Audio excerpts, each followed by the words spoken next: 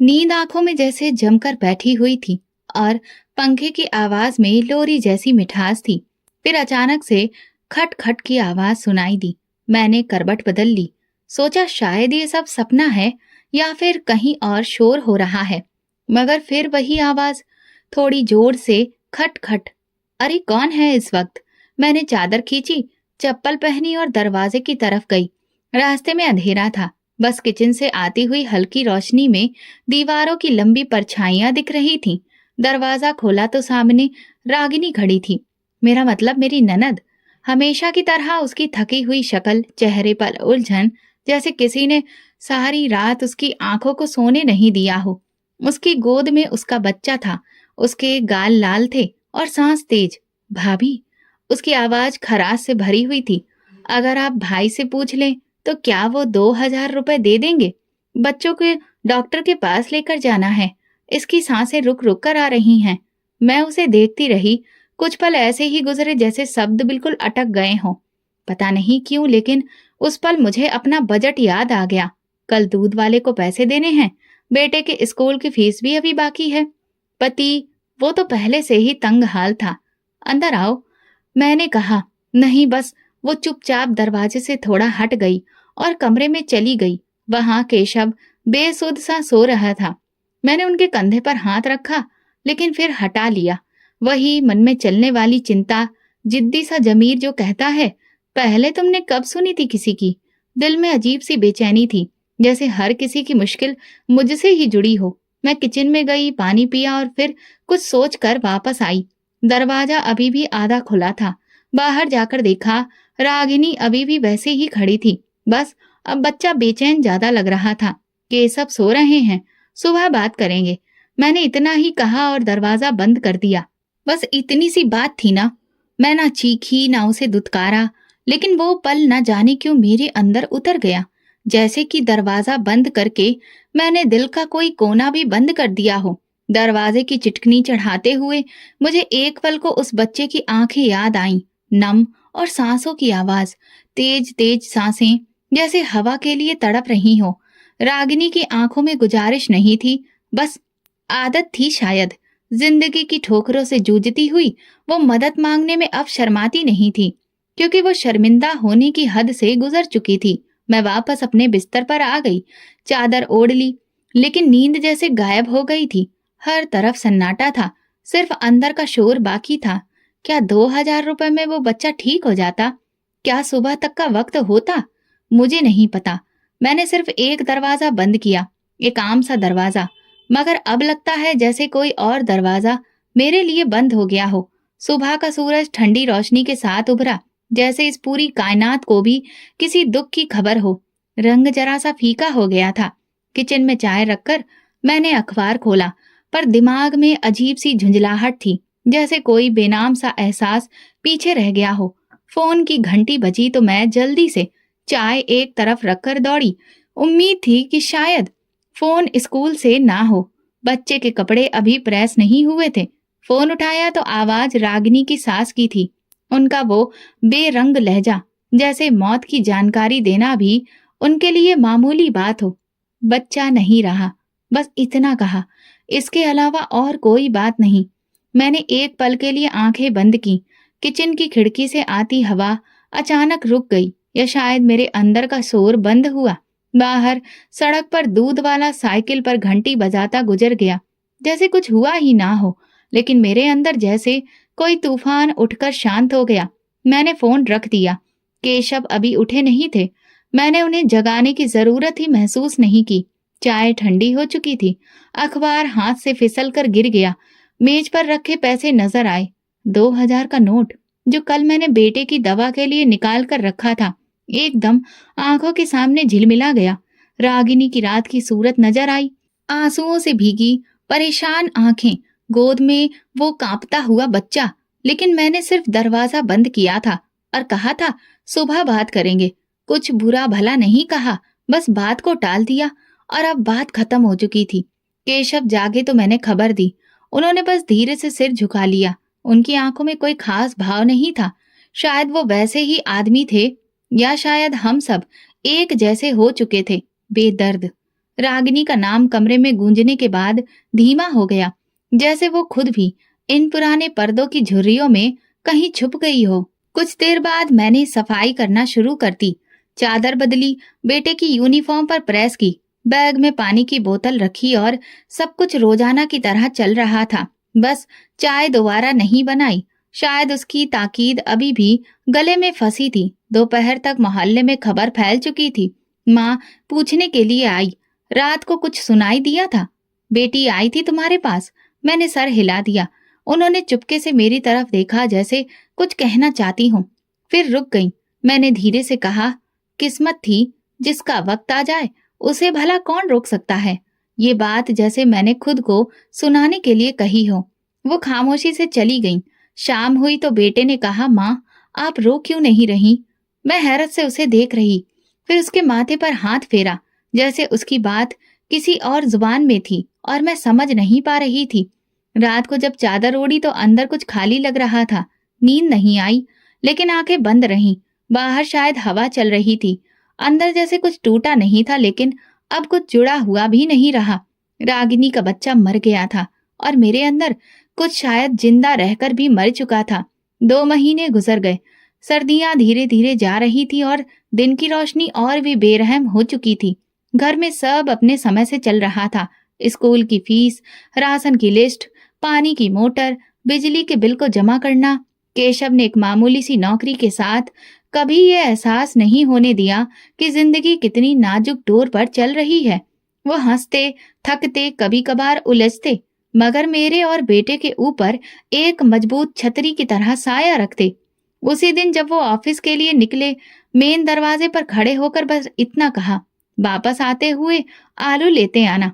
वो मुस्कुराए, कुछ बोले नहीं, बस सीढ़ियां उतरते वक्त मुड़कर हाथ लहराया। दोपहर को फोन आया। नंबर अजनबी था और आवाज भी।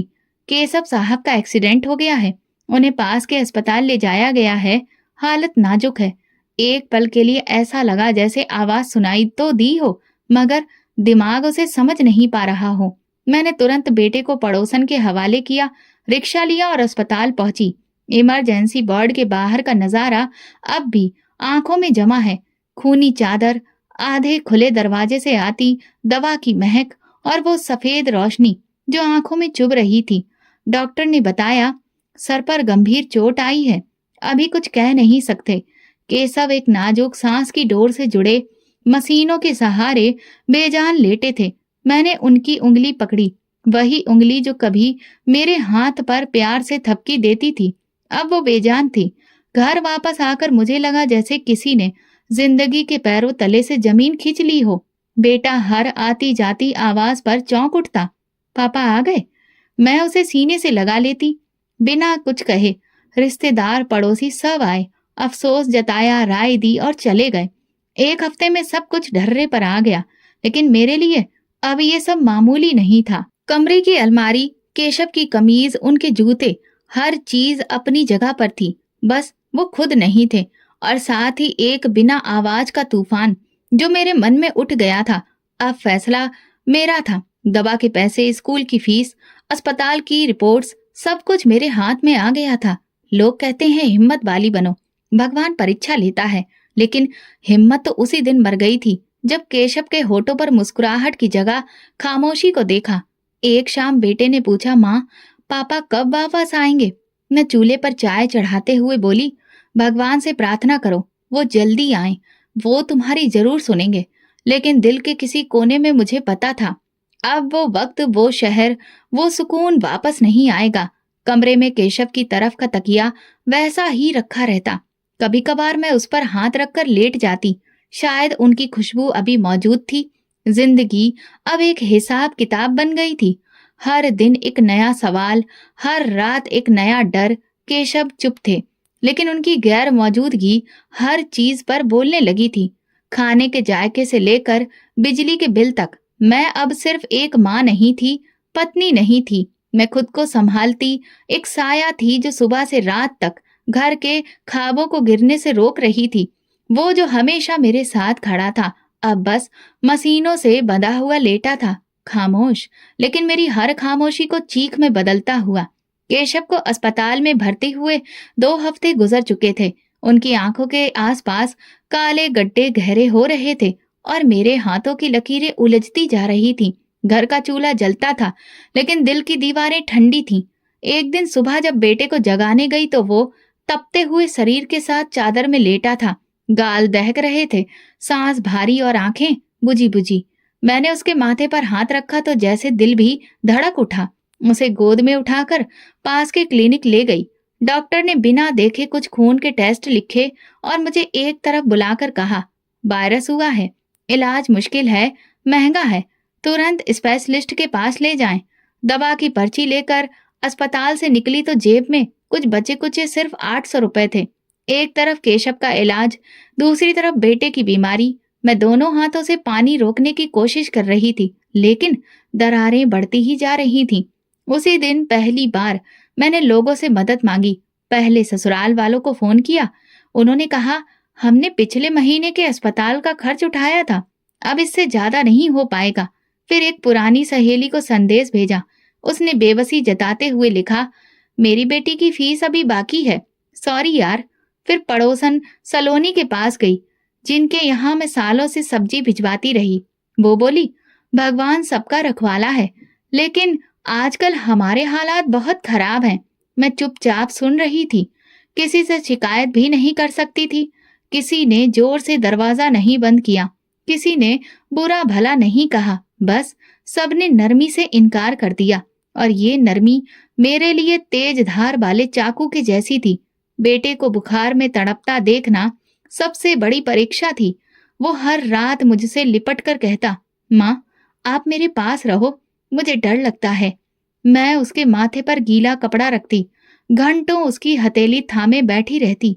एक शाम जब वो होश में आकर बार बार पानी मांग रहा था और मैं पट्टियों के सहारे उसके माथे की गर्मी कम करने की नाकाम कोशिश कर रही थी, तो ना जाने क्यों रागनी याद आई। उसका चेहरा, उस रात की गुजारिश, वो बच्चा जो अब नहीं था। मेरी आंखों में कुछ चुभ सा गया और मैंने नजरें झुका ली। अब की बार दरवाजे पर दस्तक नहीं थी, अब खुद मेरे हाथ बढ़ रहे थे, जुबान लड़खड़ा रही थी और नजर में वही झिझक थी जो कभी रागिनी की आंखों में देखी थी। एक लम्हा ऐसा भी आया जब मैं केशव की बंद आंखों के सामने बैठकर बोली, काश तुम जागते होते। उस वक्त समझ आया कि किसी का साथ क्या होता है जब जिंदगी दोनों हाथों से संभालने के काबिल नहीं रहती और हर तरफ बस बंद दरवाजे होते हैं। तब खामोशी सबसे बड़ी चीख बन जाती है।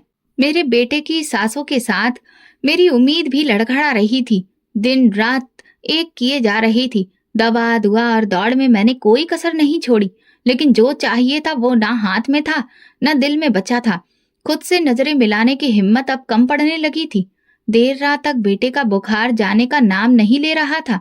दवा दी, पानी पिलाया, बार बार उसके शरीर पर ठंडी पट्टियां रखी, मगर माथे की गर्मी जैसे मेरे अंदर कुछ जला रही थी। हर लम्हा ये ख्वाहिश की कि कहीं अगली सांस ठहर न जाए, दिल को मुट्ठी में जकड़ने लगी थी। मैं उसके पास बैठी, उसके माथे पर हाथ रखकर दीवार को घूरती रही। कमरे में खामोशी गहरी थी, सिर्फ पंखे की गर्दन हिलती और कभी कभार बेटे की कराहट सुनाई देती। इसी खामोशी में एक पुरानी आवाज उभरी, रागिनी की, भाभी अगर आप भैया से कह दे तो बच्चे को डॉक्टर के पास ले जाना है। ये एक वाक्य नहीं बल्कि चुभन थी। मैंने आंखें बंद की जैसे कोई सपना हो, मगर वो चेहरा, बेजान सा, आंखों में नमी, आवाज में दबी बेबसी, अब सब साफ दिखाई देता रहा। पहली बार वो लम्हा सिर्फ एक याद नहीं लगा, एक सच्चाई बनकर मेरे सामने आकर खड़ा हो गया। मैंने करवट ली, मगर मन के दरवाजे बंद नहीं हुए। उस रात के बाद सुबह आई थी और वो खबर जो मेरे शरीर में उतर चुकी थी। कुछ दिनों से ये यादें बार बार लौट रही थी, धीमी आहट से, जैसे कोई बंद दरवाजे के पीछे खड़ा हो। और अब बेटे की हालत के बीच में वो आवाज तेज होती जा रही थी। उस दिन दवा लेने निकली, गली के नुक्कड़ पर वही पुराने कपड़े पहने एक औरत धीरे धीरे कदमों से गुजर रही थी।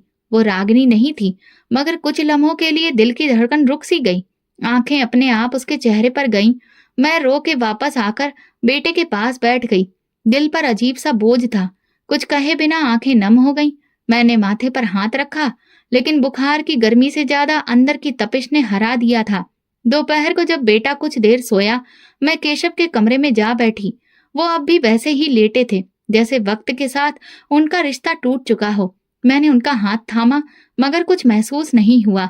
उनके पास बैठे बैठे दिल जैसे बोझ तले दबता गया। वो वक्त, वो मौका, वो दरवाजा मैं क्यों नहीं खोला?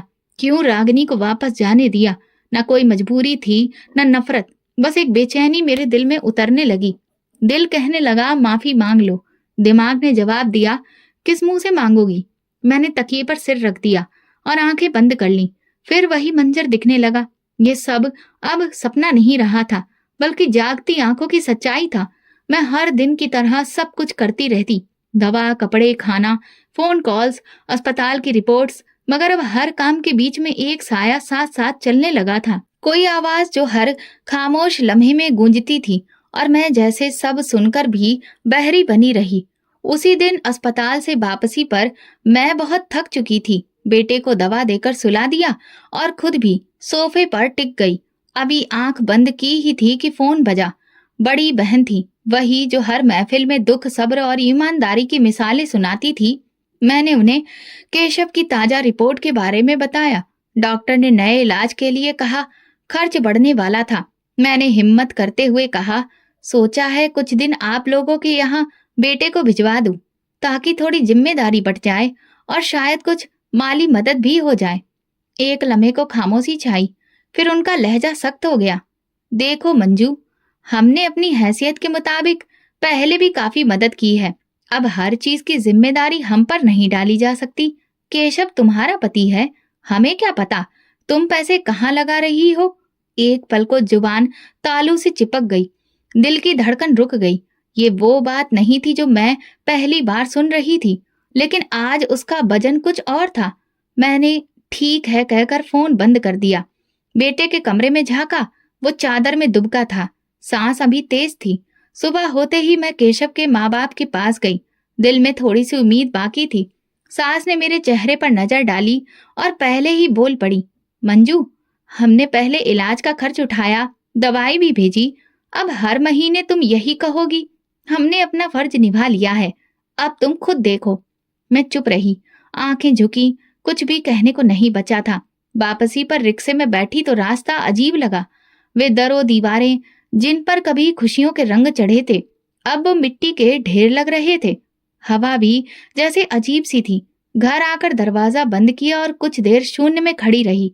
फिर किचन की तरफ बढ़ी, चाय का पानी चढ़ाया, लेकिन चूल्हा जलाने की आवाज आज खाली सी लगी। बैठे बैठे अतीत की यादें फिल्म के पर्दों की तरह आंखों में चलने लगी। रागिनी का बच्चा, उसकी आवाज, ससुराल वालों की खामोशी, मेरा बंद होता दरवाजा। उन लोगों ने तब भी यही कहा था कि हमने फर्ज निभाया है, और मैंने भी तो यही सोचा था।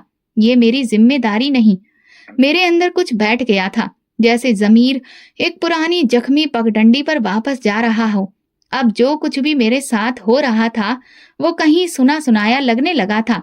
बस दर्द, परेशानी, इनकार, ये सारे किरदार बदल चुके थे। उसी रात केशव के बिस्तर के पास बैठकर मैंने उनके माथे पर हाथ फेरा। तुम जागे हुए होते तो शायद कुछ कह सकते, शायद मुझे थाम लेते। उनकी खामोशी मुझे काटने लगी। अब ये वही शोर था जो किसी वक्त रागिनी के मन में था, लेकिन आज मेरे मन में है। शायद वो भी ऐसे ही बैठी होगी, किसी मदद के इंतजार में, किसी उम्मीद के सहारे, किसी रिश्ते के पास जाकर खाली हाथ वापस आने के बाद। मैं अब समझने लगी थी कि नरमी से इनकार साफ लहजे में मना करने से भी ज्यादा भयानक होता है। उसी दिन अस्पताल से वापसी पर सूरज की रोशनी कुछ तेज लग रही थी और मेरे मन में घूम रही थी। तब वो दवा की पर्ची, डॉक्टर का अंदाज, बेटे की सांसें। मैंने रिक्शा बाजार के नुक्कड़ पर रुकवाया। दवाओं की दुकान से कुछ गोलियां लेनी थी और घर के लिए थोड़ा राशन भी। कांपते हाथों से पर्स संभाला और पाँव में कुछ अजीब सा बोझिल लगा। दुकान की तरफ बढ़ी। बाजार की भीड़ वैसी ही थी जैसे हमेशा रहती थी।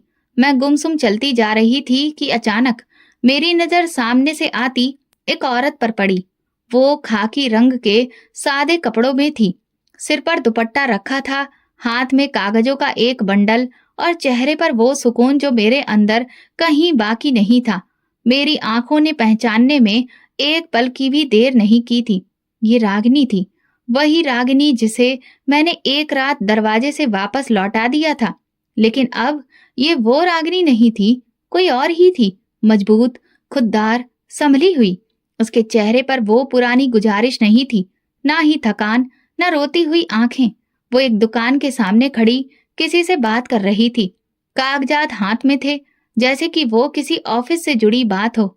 उसके चेहरे पर एक ठहरा हुआ गुरूर था, जैसे उसने अपनी जिंदगी को दोबारा एक नई दिशा दे दी हो। मेरे कदम अचानक से रुक गए। रागिनी ने एक पल को मेरी तरफ देखा, आंखों में आंखें डालकर मेरे होठों पर बिना नाम लिए एक आवाज उठी, लेकिन मैं बोल ना सकी। रागिनी ने चेहरा मोड़ लिया और बिना कुछ कहे, बिना रुके वो आगे बढ़ गई।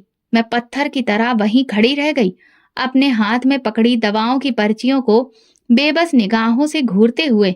रागिनी का इस तरह से बदल जाना और मेरा यूं ठहर जाना, ये वक्त नहीं, अजीब इंसानियत का किया गया था। वो जो कभी मदद की उम्मीद में खड़ी थी, आज खुद किसी और को सहारा दे रही थी, और मैं, जिसने उसके आंसुओं को नजरअंदाज किया था, आज अपनी बेबसी के साथ चुपचाप खड़ी थी। घर लौटी तो दरवाजा खोलते ही वही पुराना एहसास लिपट गया। बेटे का बुखार कुछ कम था, मगर अंदर डर बढ़ चुका था। केशव पहले की तरह खामोश थे, उनकी निगाहें बंद थीं, लेकिन ऐसा लगता था जैसे सब कुछ देख रहे हों। रात को जब बेटे को लोरी गाकर सुलाया तो दिल में शोर उठा। रागिनी बदल चुकी थी और मैं अब भी वहीं खड़ी थी जहां से सब कुछ बिगड़ना शुरू हुआ था। केशव की रिपोर्ट्स लेने अस्पताल गई थी। काउंटर पर लंबी कतार थी, कागजात, फीस, दस्तखत, सब कुछ किसी मशीन का हिस्सा लगता था। बेटे को साथ लाई थी। वो खामोशी से सीढ़ियों पर बैठा अपनी उंगलियां घुमा रहा था। माथे पर हल्की गर्मी अभी भी बाकी थी और मेरी सांसें खास कर चल रही थीं। अकाउंट वाले क्लर्क ने रसीद आगे बढ़ाते हुए रकम बताई, इतनी कि मेरे हाथ में पकड़ा पर्स हल्का सा कपकपा गया। मैंने हिचकिचाते हुए कहा, आज तो ये पैसे जमा नहीं कर पाऊंगी, कल तक कर दूंगी, शायद कुछ उधार मिल जाए। उस क्लर्क ने बिना हमदर्दी के फाइल बंद की और बोला, तो फिर कल आइएगा, आज कुछ नहीं हो सकता। बेटे का हाथ पकड़ा और बाहर अस्पताल के मेन गेट के पास बेंच पर बैठ गई। आसमान में बादल नहीं थे, लेकिन मेरे अंदर एक धुंध थी। बचपन से सुनते आई थी कि भगवान हर मुश्किल वक्त में कोई रास्ता निकालते हैं, लेकिन अब ऐसा लगने लगा था जैसे मेरे लिए ये दरवाजे नहीं, सिर्फ दीवारें रह गई हैं। तभी किसी ने आकर मेरे सामने एक सफेद लिफाफा रखा। मैं चौंक कर सीधी हुई। एक औरत खड़ी थी। उम्र का अंदाजा लगाया नहीं जा सकता था। ना तो वो बहुत बड़ी थी, ना कम उम्र। सादे से कपड़े थे, साफ सुथरे, और चेहरे पर एक अजीब सी ठहरी हुई मुस्कुराहट। मैंने उलझकर उसकी तरफ देखा। ये क्या है? उसने बहुत नरमी से कहा, कभी किसी की मदद को शुक्रिया अदा करो, सवाल मत करो। मेरे होंठ सिल से गए। उसे कुछ पूछने की कोशिश की, मगर वो चुपचाप मुड़ी और गेट के बाहर भीड़ में खो गई। मैं देर तक यकीन नहीं कर पाई। लिफाफा खोला, अंदर 10,000 रुपए थे। मेरे हाथ कांपने लगे। मैंने तुरंत हड़बड़ाकर आसपास देखा। शायद वो औरत कहीं हो, मगर वो तो गायब हो चुकी थी। बेटे को देखा, वो अब भी अपनी उंगलियों से खेल रहा था, जैसे कि कुछ बदला ही ना हो। मैं वापस काउंटर पर पैसे जमा करने गई, फाइल पर दस्तखत किए और चुपचाप बेटे को गोद में उठाकर अस्पताल से बाहर ई रिक्शा में बैठते हुए दिल में बार बार वही बात गूंज रही थी, कभी किसी की मदद को शुक्रिया अदा करो, सवाल मत करो। घर पहुंचकर दरवाजा खोला। केशव वैसे ही लेटे थे। मैंने उनके पहलू में बैठकर एक पल को आंखें बंद की। रागिनी, वो रात, मेरा दरवाजा बंद करना, वो इनकार, और अब ये अनजान मदद। कभी किसी को लौटा देना कितना आसान लगता है, और कभी एक हाथ बढ़ाना कितनी हिम्मत मांगता है। वो औरत कौन थी? क्यों आई? उसे कैसे पता था कि मैं एक जरूरतमंद हूँ? मैंने उस दिन कुछ भी जानने की कोशिश नहीं की। बस दिल में पहली बार बहुत दिनों के बाद एक हल्की सी शुक्रगुजारी उभरी थी, खामोश, गहरी और मेरे अंदर फैलती हुई। उस दिन घर में खामोशी कुछ और गहरी थी। बेटे का बुखार अब उतर चुका था, मगर कमजोरी आंखों से झांक रही थी। सबकी हालत बिल्कुल वैसी ही थी। मैं हर रोज की तरह अस्पताल, दवा खाने और राशन की लिस्ट के बीच में लटकती रही, मगर दिल में जैसे कुछ और चल रहा था। एक खालीपन जिसमें ढूंढने से कुछ चेहरे उभरने लगे। देर शाम दरवाजे पर दस्तक हुई। पुरानी नौकरानी चंपा खड़ी थी। बरसों पहले जब हमारे हालात कुछ बेहतर थे तो हमारे घर में बर्तन और कपड़े का काम करने आई थी। चेहरे पर वही गरीबी, लेकिन हाँ, थोड़ा सा सलीका अच्छा था। मैंने उसे चाय के लिए पूछा। उसने हंसते हुए कहा, भाभी, वो भला आपके हाथ की चाय कौन छोड़ेगा। हम दोनों आंगन में बैठ गए। उसने बेटे के सिर पर हाथ फेरा, हालचाल पूछा और फिर बातों बातों में बोली, रागिनी दीदी को तो देखा था ना आपने। मेरी नजर चौंक गई। मैं बिना कुछ कहे बस सर हिलाया। चंपा ने धीरे से कहा, वो अब बड़े काम में लग गई हैं। भगवान ने उन्हें बहुत हिम्मत दी है। वो एक एनजीओ चला रही हैं और लोगों की मदद करती हैं। बच्चों के इलाज का सब कुछ संभाल रही हैं।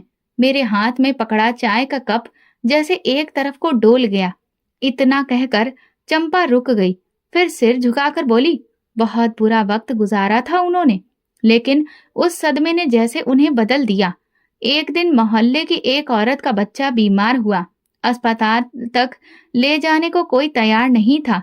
रागिनी दीदी ने खुद जाकर दवा करवाई। वो दिन है और आज का दिन। अब तो पूरा एनजीओ ही खोल लिया है, जिसमें मुफ्त इलाज, खाने का बंदोबस्त और औरतों को हुनर का काम सिखाया जाता है। मैं चुपचाप सुनती रही। वही औरतें जिन्हें सब ठुकरा देते हैं, अब उनके पास जाती हैं। चंपा की आवाज में फक्र था, आंखों में वो चमक जो सच के साथ होती है। मैंने अपनी नजरें नीचे कर लीं। पता नहीं, नजरें छत पर फिर टिकाईं तो रागिनी की आवाज और वो सब कुछ फिर से घूमने लगा। लेकिन इस बार वो खामोश पछतावा नहीं, बल्कि किसी और एहसास में ढल रहा था। हैरत और शायद एक छोटा सा फक्र जो बहुत देर से कहीं दिल के कोने में जिंदा था। चंपा ने कहा, लोग कहते हैं भगवान जिसे आजमाता है उसे खास बनाता है। फिर रुककर धीरे से बोली, कभी एनजीओ का नाम सुना है? उम्मीद का घर, ये वही चलाती है। मैं चौंक कर देखने लगी। उम्मीद का घर, यही नाम तो अस्पताल के बाहर बैनर पर लिखा था, जहां से दवा मिली थी, जहां वो अनजान औरत ने लिफाफा पकड़ा था। अब जैसे सब कुछ एक लड़ी में जुड़ने लगा था। रागिनी, उसकी शक्ल पर एक मजबूती, और फिर वो औरत का अचानक आ जाना। वो मदद जो अनजान थी, अब उसका सिरा सामने आने लगा था। रात को जब केशव के पास बैठी तो एक नरमी सी दिल में उतर आई। मैंने उसके हाथ पैर थामे और पहली बार दिल में सुकून महसूस किया। उससे मदद के लिए जो मेरे अपने दरवाजे से लौटा दी गई थी, मगर वक्त ने मुझे नए दरवाजे दिखा दिए थे। सुबह के वक्त उसकी सांस कुछ तेज लगी। मैंने तुरंत माथे पर हाथ रखा। गर्मी हद से ज्यादा, जैसे बुखार शरीर में नहीं आत्मा में उतर आया हो। दवा दी, पानी पिलाया, लेकिन उसकी आंखें धीरे धीरे बंद होने लगीं और शरीर ढीला पड़ने लगा। मैं घबराकर अस्पताल ले गई। इमरजेंसी में लाकर नर्स ने ऑक्सीजन लगाया। डॉक्टर की परेशानी चेहरे पर लिखी थी। मैं दरवाजे के बाहर खड़ी थी। कहाँ पर थी? अंदर मशीनों की आवाजें, उन लोगों की आपस की बातें, दौड़ते हुए कदम और एक छोटा सा वजूद, मेरा बच्चा, जो जिंदगी की दहलीज पर झूल रहा था। कमरे के बाहर दीवार से टेक लगाकर मैं खड़ी रही। सांस इतनी भारी लग रही थी कि खुद को संभालना मुश्किल हो रहा था। एक के बाद एक मंजर आंखों में चमकने लगे। अब तक जो सारी बातें होती आई थीं, वो सब घूमने लगीं। डॉक्टर बाहर निकले। चेहरे पर थकान थी, आवाज में गंभीरता। तबीयत खतरे में है, तुरंत अच्छा ट्रीटमेंट शुरू कर दिया गया है, लेकिन आप प्रार्थना करिए। उनके ये शब्द, प्रार्थना करिए, दिल पर कुछ ऐसा असर कर गए जैसे किसी ने भरी भीड़ में मेरे सर पर मिट्टी डाल दी हो। मेरे पास अब कुछ नहीं बचा था, न हिम्मत, न यकीन।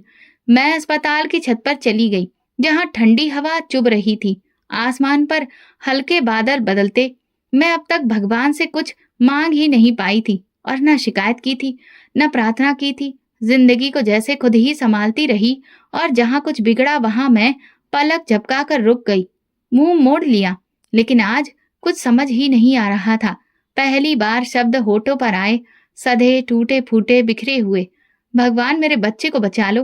तुम्हें जो करना है मुझे कर दो, लेकिन मेरा बच्चा बहुत छोटा है, अभी तो वो ठीक से दुनिया भी नहीं देख पाया। ये प्रार्थना नहीं बल्कि भीख थी। आंखों से आंसू नहीं बल्कि दिल ही रो रहा था। मुझे अपने गुनाह नजर आने लगे। अपनी कठोरता, बंद दरवाजे, कड़वे शब्द, वो सब लम्हे जहां मैं किसी के दुख से नजरें चुराकर आगे बढ़ गई। वो बच्चा जो अब इस दुनिया में नहीं रहा, वो बहन जो सब कुछ खोकर भी सबको दे रही थी, और मैं जो अब पहली बार कुछ मांग रही थी। जब नीचे उतरी तो मुझे अपना वजूद हल्का लगा, जैसे एक बहुत भारी बोझ किसी ने बांट लिया हो। मैं बेटे के कमरे में गई। वो बेहोश था, चेहरा सफेद, सांस मशीन के सहारे। मैं उसके पहलू में बैठ गई, उसके छोटे हाथ को अपने हाथ में लिया और आंखें बंद करके सिर्फ प्रार्थना करती रही। हे भगवान, तुमने जो ले लिया है वो मुझे मंजूर है, बस अब ये बच जाए। बेटे की हालत कुछ संभली, कमजोरी बाकी थी, मगर सांसें थोड़ी ठीक होने लगी थी। डॉक्टर ने कहा 2 दिन उसे निगरानी में रखने की जरूरत है, और वे दोनों दिन उसकी चारपाई के पास बैठे ही मैंने गुजार दिए, बिना कहीं और गए हुए और बिना किसी का चेहरा देखे। तीसरे दिन अस्पताल का संदेश आया। इधर केशव को भी होश आ गया था। मेरे कदम कांपने लगे, दिल जैसे खुशी और डर के बीच में फंस गया। मैंने इधर बेटे के माथे पर चूम लिया, नर्स को हिदायत दी और सीधा केशव के वार्ड की तरफ भागी। धीरे से दरवाजा खोला, उसकी आंखें खुली थीं। इंसानी नॉर्मल चेहरे पर वही खामोशी जो अब उसकी पहचान बन चुकी थी। मैं उनके पास बैठी, हाथ थामा। वो मेरी तरफ देख रहे थे, जैसे पहचान रहे हों, याद कर रहे हों। मैंने धीरे से कहा, केशव। डॉक्टर ने पास आकर बोला, उनके दिमाग में गंभीर चोट आई है, होश आ गया है, ये खुशी की बात है, मगर फिलहाल ये कुछ भी बोल नहीं सकेंगे, वक्त लगेगा, फिजियोथेरेपी और देखभाल की जरूरत होगी। मेरे कदमों तले जमीन निकल गई। एक तरफ बेटे की कमजोरी, दूसरी तरफ केशव की खामोशी, और उनके बीच में हर समय फंसी हुई मैं। वार्ड से बाहर निकलकर बेंच पर बैठ गई। चंपा साथ आई थी, पानी का गिलास दिया, मैं चुपचाप पीने लगी। कुछ कहने की हिम्मत नहीं थी, घर के हालात पहले ही नाजुक थे। जमा पूंजी अस्पताल में ही बह गई। बेटे की दवा, अस्पताल के कागजात, घर के किराए की तारीख, सब पास था। बिजली का बिल मेरे हाथ में पकड़ा था। कमरे की दीवारों पर सब कुछ मटमैला लग रहा था। अगले दिन अस्पताल वालों ने कहा, वेंटिलेटर के लिए तुरंत आपको जगह बुक करवानी होगी, खर्च महीने तक चलेगा। मैंने इनकार नहीं किया, बस पर्स को देखा और उसके खालीपन को महसूस किया। फिर वही हुआ जो पिछले कई दिनों से हो रहा था। एक बार फिर किसी के दरवाजे पर जाकर खड़ी हो गई। ससुराल की तरफ कोई जवाब वही पुराना मिला, मंजू, हम कब तक तुम्हारे लिए करें? हमें जितना कर सकते थे हमने कर लिया है। चेहरे पर मायूसी लिए मैं लौटी तो रास्ते में हर चेहरा अजनबी लगा। बाजार की रौनक मुझे गूंगी लग रही थी, और अपने वजूद में एक शोर था जो चीखने लगा था। घर जाकर केशव के खाली पलंग को देखा। मैं छत को घूर रही थी। बेटे ने कमरे में आकर धीरे से कहा, माँ, पापा से बात करो ना, वो तो जाग रहे हैं। मैंने उसे गोद में लिया। वो सुन रहे हैं, धीरे धीरे बोलेंगे भी, हम सब ठीक हो जाएंगे। लेकिन अंदर की आवाज कुछ और कह रही थी, जैसे वक्त मेरे लिए और परीक्षाएं लेकर आ रहा हो, और मैं अब सब्र करना सीख रही थी, क्योंकि इसके अलावा और कोई रास्ता मेरे पास नहीं था। दिन भर की भाग दौड़ के बाद जब रात हुई तो कमरे की छत कुछ ज्यादा भारी लगने लगी। बेटे की सांस ठीक चल रही थी, मगर केशव की आंखों में खामोशी थी जो हर पल मुझ पर चीखने लगती थी। दवा, रिपोर्ट्स, अस्पताल, फिजियोथेरेपी, कागजात, सब कुछ मिलकर एक ऐसी दीवार बन चुके थे जिसके दूसरी तरफ अब सिर्फ बेबसी थी। फिर एक दिन जब अस्पताल से वापसी पर दोबारा उम्मीद का घर का बैनर नजर आया तो मैं कुछ पल वहीं खड़ी रही। दिल में जैसे एक छुपी हुई हिचकी, एक चाहत ने खुद को आवाज दी। मैं गेट के करीब गई। दरवाजे पर मौजूद लड़की ने खुश होते हुए अंदाज में अंदर आने को कहा। बिल्डिंग साफ सुथरी लगी, जिसमें सादगी थी। दीवारों पर नन्हे बच्चों की तस्वीरें, अच्छी अच्छी बातें, हर तरफ सुकून और खामोशी थी। मैं आसपास नजर दौड़ाने लगी और फिर एक कमरे में जाने लगी कि दरवाजे पर रुक गई। वहां मेज के पीछे रागिनी बैठी थी, एक फाइल पढ़ते हुए, पूरी तरह से डूबी हुई, चेहरे पर वही सुकून जो बाजार में देखा था। मेरे कदम रुक गए, दिल जैसे बंद मुट्ठी में धड़कने लगा, सांस गले में अटक गई, होठों पर आने वाले शब्द रुक गए। रागिनी ने नजर उठाई, हमारी नजरें मिली। वो एक पल छत से लेकर जमीन तक जैसे जम गई।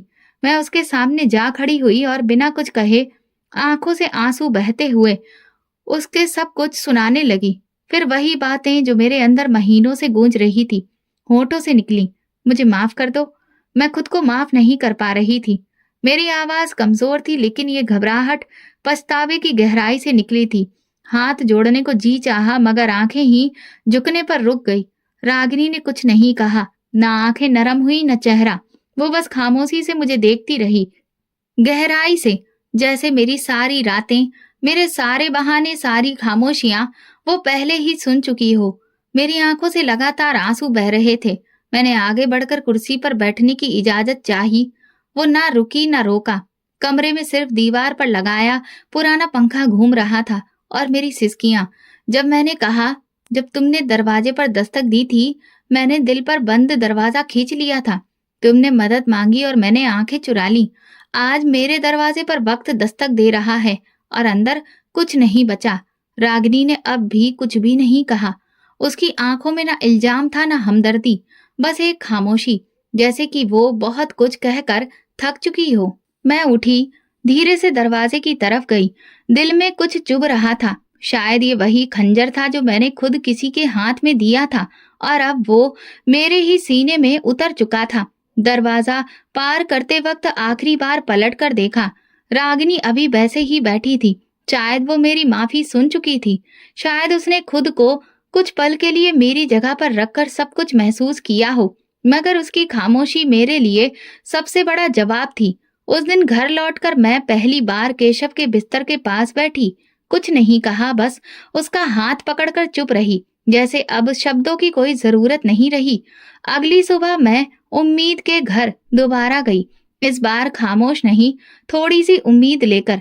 शायद रागिनी के दिल में मेरे लिए कुछ नरमी पैदा हो। आज मेरे कदमों के नीचे बस दिल में एक सवाल था, जो शब्दों की शकल ले चुका था। रागिनी अपने ऑफिस में अकेली बैठी थी। उसके सामने कागजों का ढेर था। उसने मुझे देखा और फिर हल्के इशारे से बैठने को कहा। आज चेहरे पर वो शक्ति नहीं थी जो पिछली मुलाकात में थी।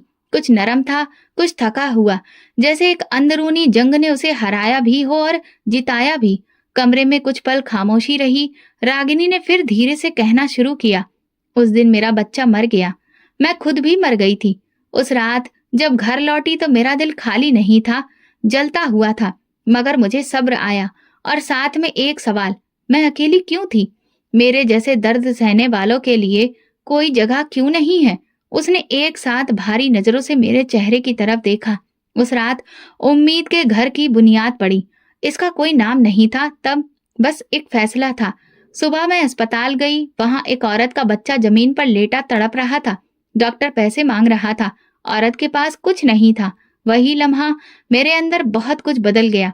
मैंने दवा ली, बच्चे को उठाया और अपने दुख को इसका सहारा बना दिया। मेरे अंदर जैसे जमीन खिसक गई।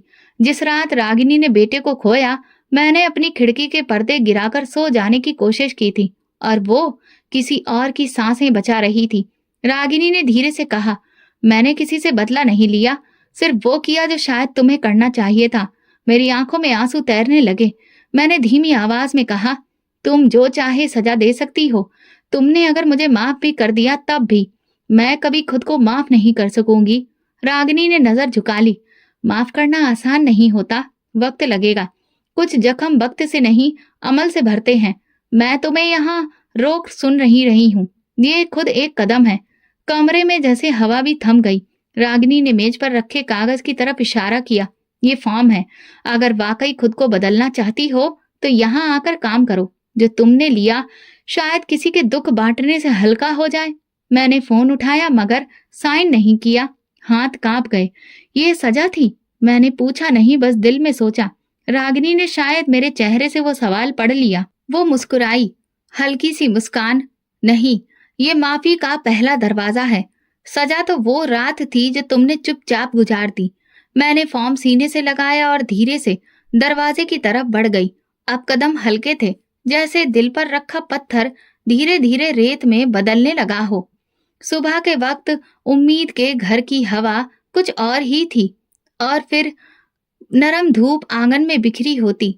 बच्चों की हंसी कहीं न कहीं से आ रही होती और औरतों की बोलती आवाजों में सुकून सुनाई देता। मैं हर सुबह वक्त पर वहां पहुंचती हूँ, काम संभालती हूँ, दवा की लिस्ट बनाती हूँ, कायदे से कागजात लगाती हूँ। हर रोज किसी न किसी माँ की आंखों में वही बेबसी देखती हूँ जो कभी रागिनी की आंखों में देखा था, और फिर खुद अपनी आंखों में। रागिनी ने अभी भी कोई बड़ी बात नहीं की, ना माफी दी, ना सजा सुनाई, मगर वो रोज मिलती है, हल्की सी मुस्कुराहट देती है और कागज मेरे हवाले करके दूसरे कामों में लग जाती है। लेकिन उसकी खामोशी में अब सख्ती नहीं, एक अपनाए जाने का एहसास है, जैसे वो जान गई हो कि मैं अपने सफर पर निकल चुकी हूँ और मैं खुद को अब रोकना नहीं चाहती। पिछले हफ्ते एक औरत आई। वो 7 महीने की प्रेग्नेंट थी। चेहरे पर परेशानी, आंखों में नमी। उसके पति ने उसे छोड़ दिया था। घर वाले भी उससे मुंह मोड़ चुके थे। मैंने उसका हाथ थामा और पहली बार अपने दिल की गहराई से महसूस किया कि शायद यही वो पल है जब मैं कुछ लौटा सकती हूँ, किसी अजनबी के लिए जो कल को मेरे जैसी ना हो जाए। हमने उसका चेकअप करवाया, दवा दिलाई और फिर रहने का बंदोबस्त किया। उसकी आंखों में जब शुक्रगुजारी की झलक उभरी तो मुझे लगा जैसे कहीं अंदर से बरसों पुरानी जमी हुई धूल झड़ रही हो। घर जाकर बेटे को सीने से लगाया। अब उसकी सांसें सही से चल रही थीं, आवाज में भी जोश था और आंखों में रोशनी। केशव अब धीरे धीरे शब्दों को पहचानने लगे हैं। उनकी खामोशी अब सिर्फ बीमारी की नहीं बल्कि बर्दाश्त करने की मिसाल बन चुकी है। वो मेरी आंखों में देखकर सब कुछ समझ जाते हैं, जैसे कह रहे हो यही वक्त था तुम्हारे बदलने का। शायद इसीलिए मैं खामोश हूँ। कभी कभी रात को मैं उन दरवाजों को याद करती हूँ जो मुझ पर बंद हुए, और वो एक दरवाजा जो मैंने बंद किया था। अब मुझे लगता है वो दरवाजा शायद मैंने रागिनी के लिए नहीं, खुद अपने लिए ही बंद किया था। मैंने अपने गुनाहों की माफी शब्दों में नहीं बल्कि अपने कर्मों में डाल दी थी। मैं जानती हूँ एक जान का बोझ उम्र भर का बोझ मांगता है, और मैं वो उम्र नहीं ला सकती जो चली गई। लेकिन अगर किसी माँ की आह रुक जाए, किसी बच्चे की सांस बच जाए, तो शायद मेरी जमीन कुछ देर चुप रहे। रागिनी अब भी मुझे बस एक हमसफर की तरह देखती है, न कम न ज्यादा। और शायद यही सबसे बड़ी माफी है कि मैं उसके साए में आ चुकी हूँ, उस रास्ते पर जहां हम अपने जख्मों को मरहम बनकर किसी और के दुख पर रख देते हैं। अभी अधूरी मंजिल सही, लेकिन हर दिल की नमी, हर हाथ की थपकी, हर बची हुई सांस मेरे अंदर एक नए दरवाजे की चाबी बन गई है, और अब मैं दरवाजे बंद नहीं करती। तो दोस्तों, अगर आपको हमारी कहानी पसंद आई हो तो कमेंट करके जरूर बताएं। वीडियो को लाइक करें और ज्यादा से ज्यादा शेयर करें। अगर आप चैनल पर नए हैं तो सब्सक्राइब जरूर करें और नोटिफिकेशन बेल दबाएं ताकि अगली अपडेट सबसे पहले आपको मिले। धन्यवाद।